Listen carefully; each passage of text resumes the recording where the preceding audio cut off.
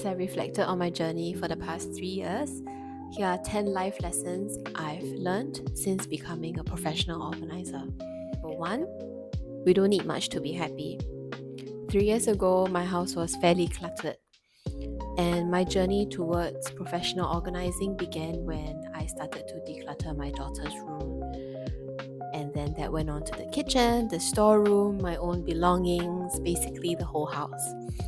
3 years later, I have so much lesser, but I'm so much happier. And number 2, things are just things. All these external stuff that we have, our bag, our furniture, our clothes, they are just things.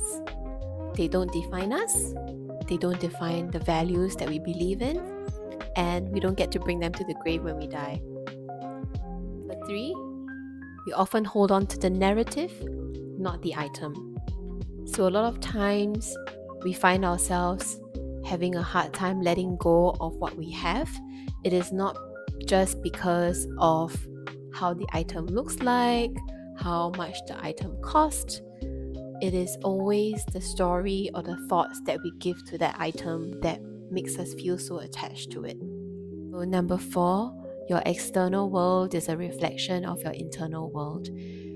If your mind is constantly cluttered and you feel like you have multiple tabs open all the time and you are constantly multitasking, it is very likely that you might find difficulty in keeping your external environment organized as well.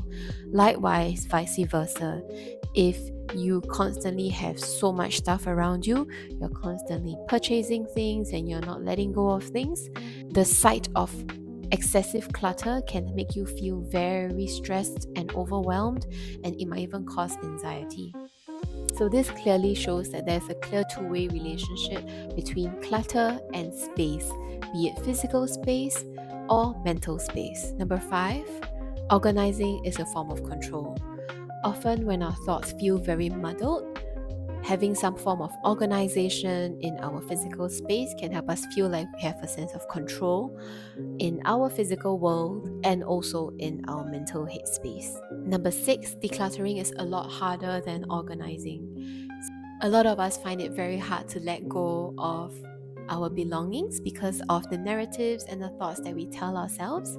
But without proper decluttering, it is also very hard to achieve an organized home. Number 7, just like physical items, life is all about holding on and letting go. Some of the questions I've been asking myself lately are, what are some of the relationships, values, thoughts that I've been holding on that aren't really serving me and it's time to let go of. Number 8, clutter exists in all areas of our lives. It all started with physical clutter, but as I organized more and more homes and worked with more clients, I realized that there's so much invisible clutter in our lives. There's digital clutter on our phones, emails, laptops, and there's also spiritual clutter, emotional clutter, mental clutter, calendar clutter, relationship clutter, and so much more. These type of clutter are invisible, but they exist and do not serve you. So it is important to also acknowledge, be aware of them, and let them go. Number 9, life can also be sorted into different categories and into different containers. What I mean by different types of containers is just like how there's transparent organizing bins, there's also opaque organizing bins. There are some areas of our lives that we are so aware of and we put a lot of work and effort into, but there are also other parts of our lives, like for example, relationships or self-care that we do not know much about, and perhaps they're all hidden away in an opaque container. If you find yourself struggling or not feeling very content with your life, perhaps it is timely to evaluate all these life containers and decide if you need to switch out the containers to different size or different type so that they can serve you better. Number 10, we need to be more intentional and have more awareness in our daily lives. So most of the time we unknowingly bring in too much clutter, too much stuff into our homes. We also pack too much things onto our calendars.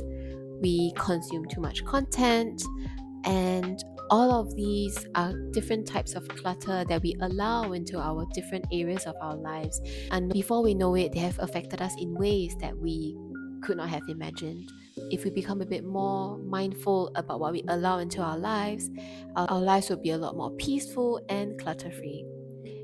If you've enjoyed this video, please hit the like button and subscribe to my channel for more on decluttering organizing.